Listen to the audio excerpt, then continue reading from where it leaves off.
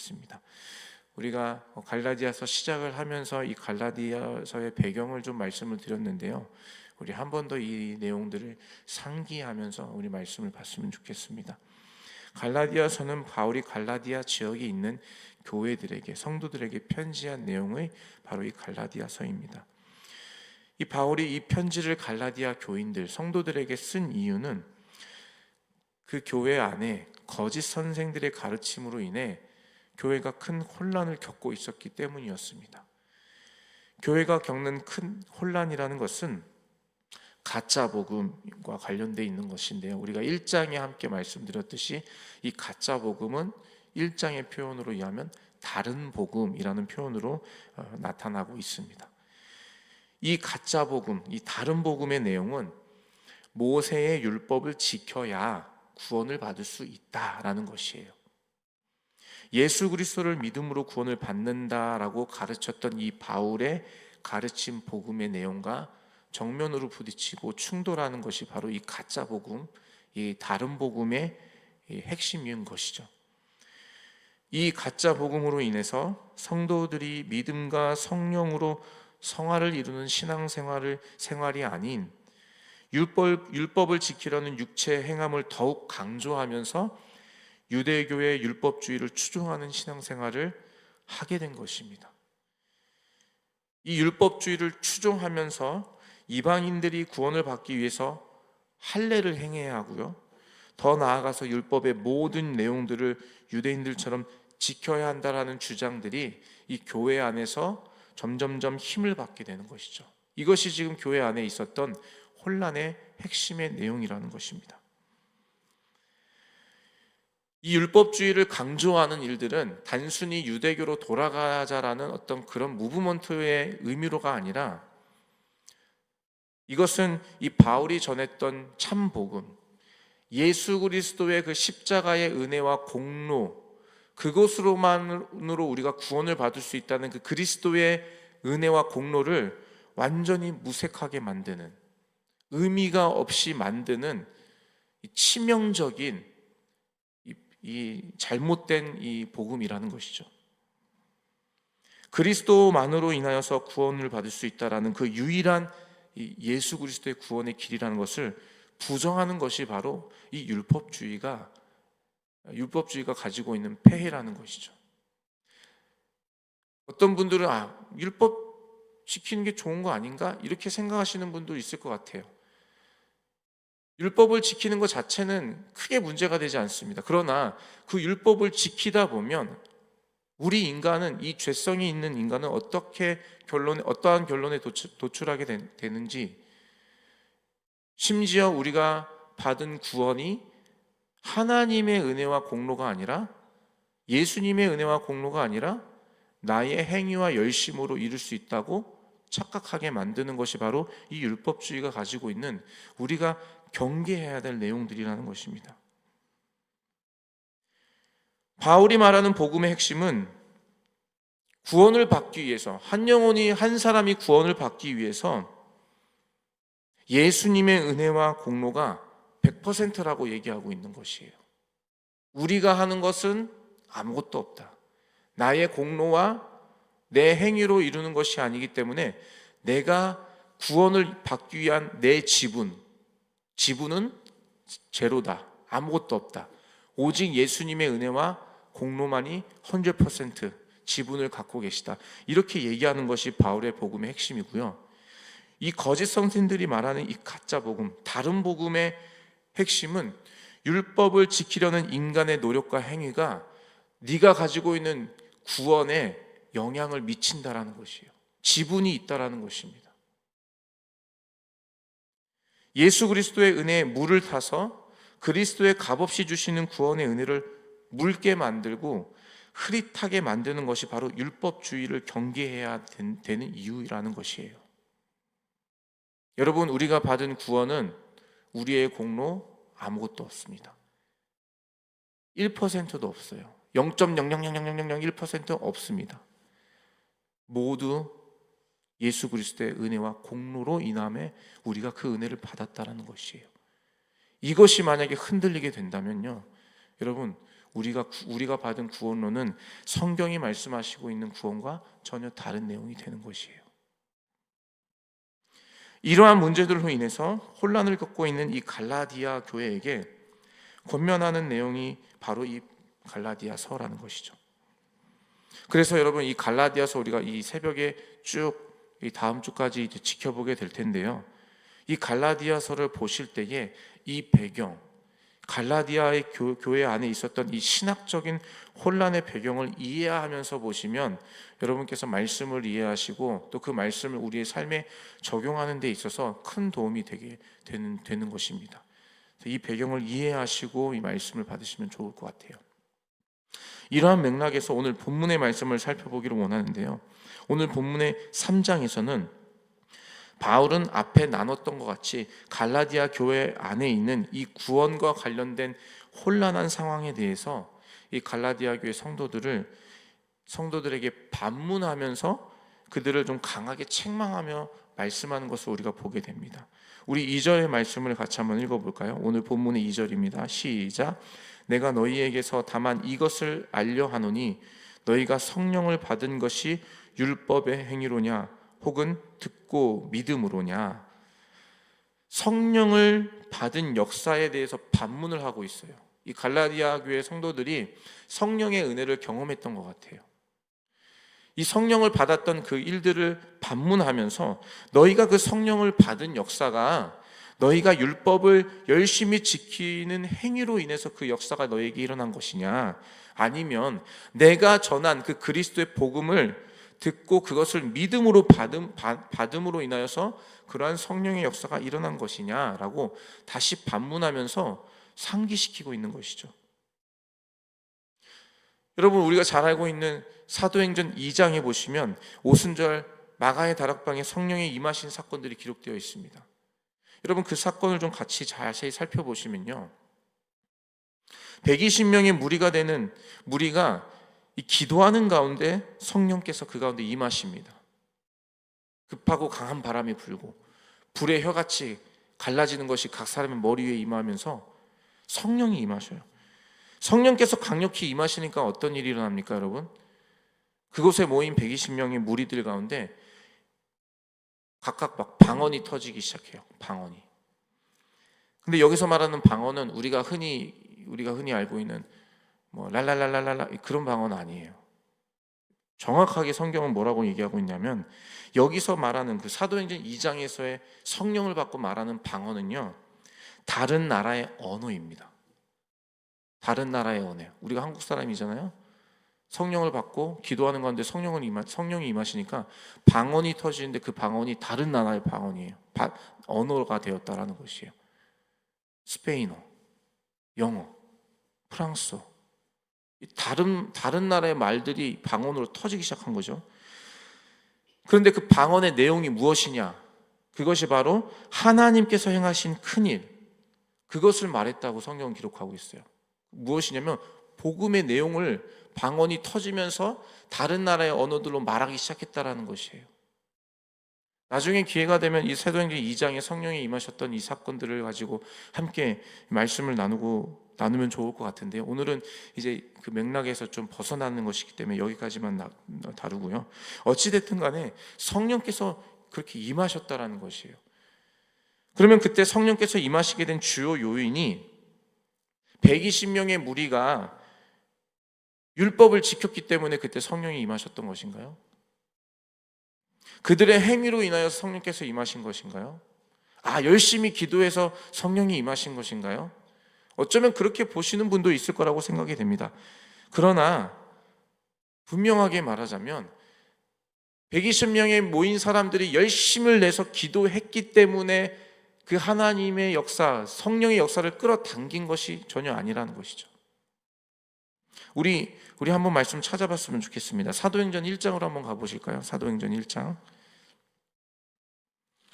사도행전 1장의 말씀, 1장 4절의 말씀을 한번 같이 보실까요? 성령께서 어떻게 임하셨는가, 무엇으로 인해 성령이 임하시게 되었는가를 우리가 함께 좀 보는 것인데요. 1장 4절의 말씀 우리 함께 찾으셨으면 같이 한번 읽어보겠습니다. 4절입니다. 시작. 사도와 함께 모이사 그들에게 분부하여 이르시되 예루살렘을 떠나지 말고 내게서 들은 바 아버지께서 약속하신 것을 기다리라. 아멘. 아버지께서 약속하신 것을 기다리라.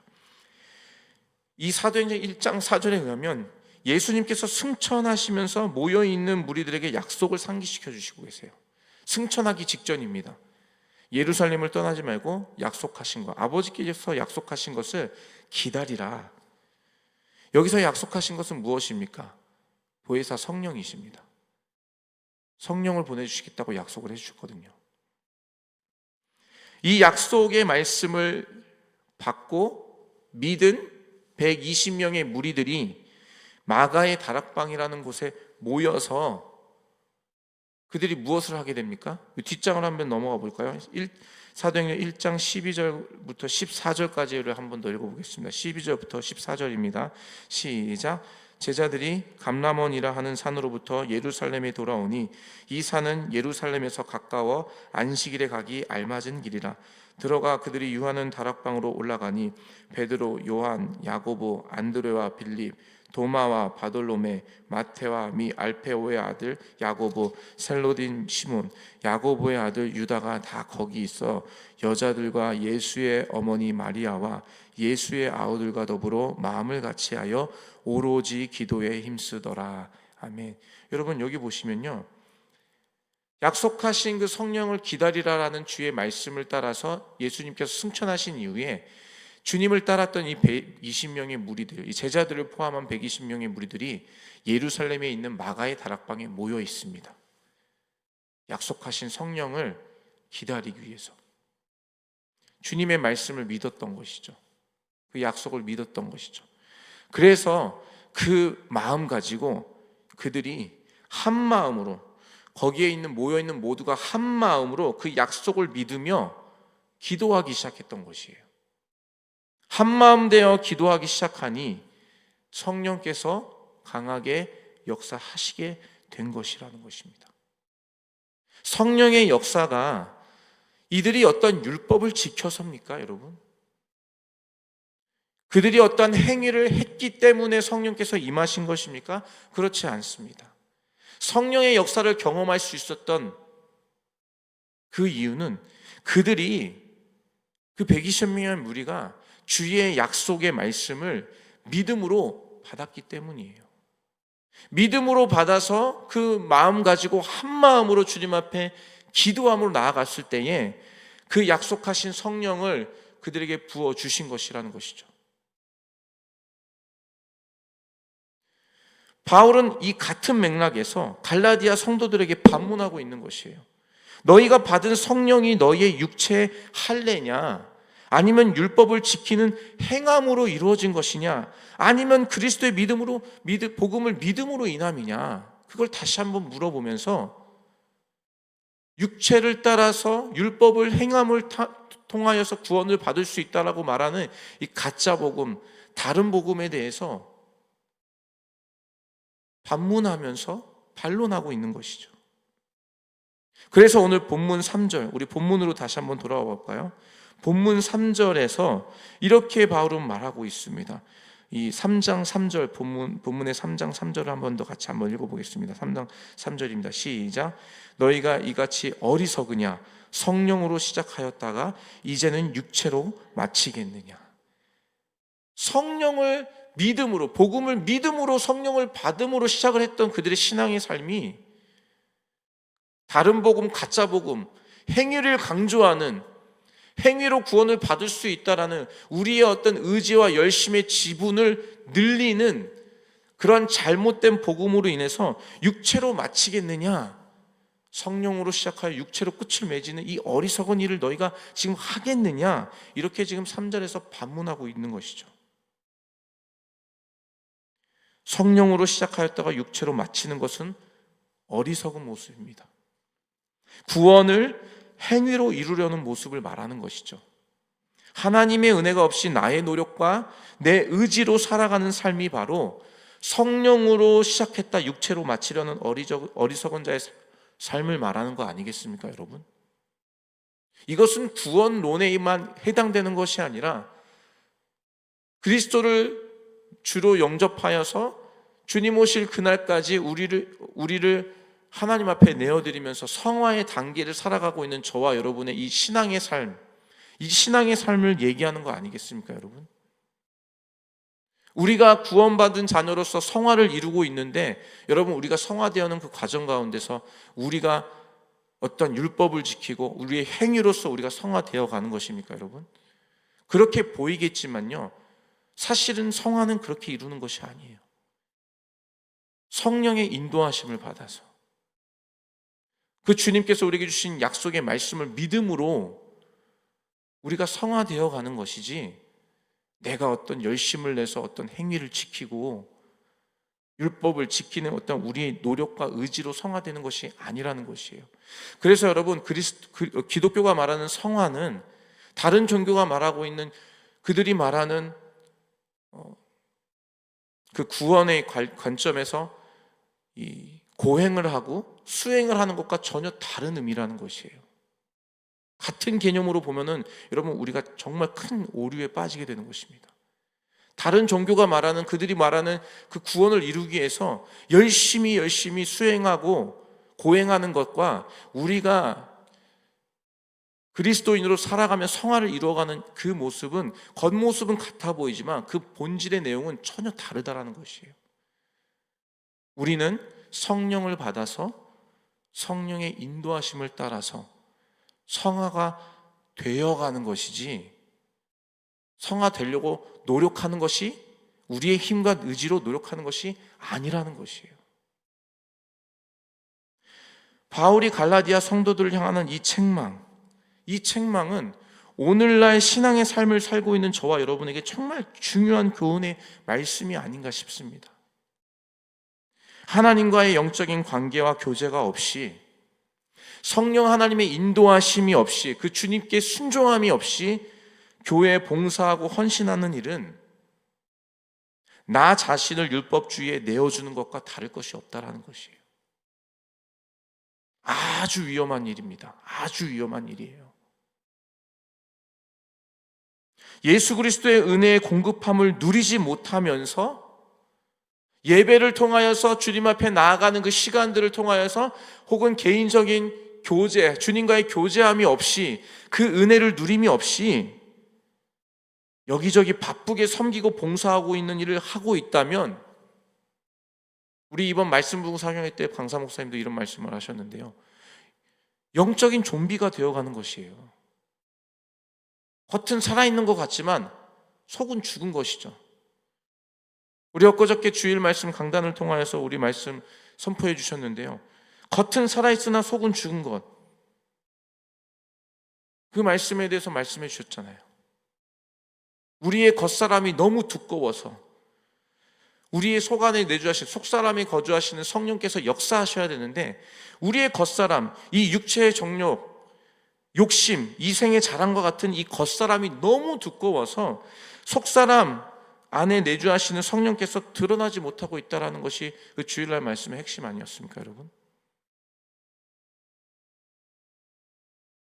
육체를 따라서 우리의 행함으로 성화를 이루려고 하는, 신앙생활을 하려고 하는 것은 우리의 속사람을 더 단단하게 하는 것이 아니라, 속사람이 나오지 못하도록, 성령께서 역사하지 못하도록 우리의 겉사람을 더욱더 두껍게 만드는 그런 일을 하고 있는 것이라는 것입니다.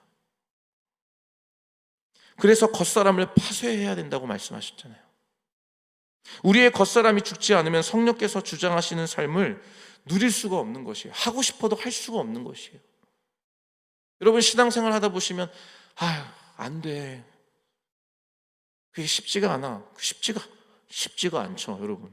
왜냐하면 겉사람을 죽이고 파쇄하는 일은 정말 죽는 것 같은 일이거든요.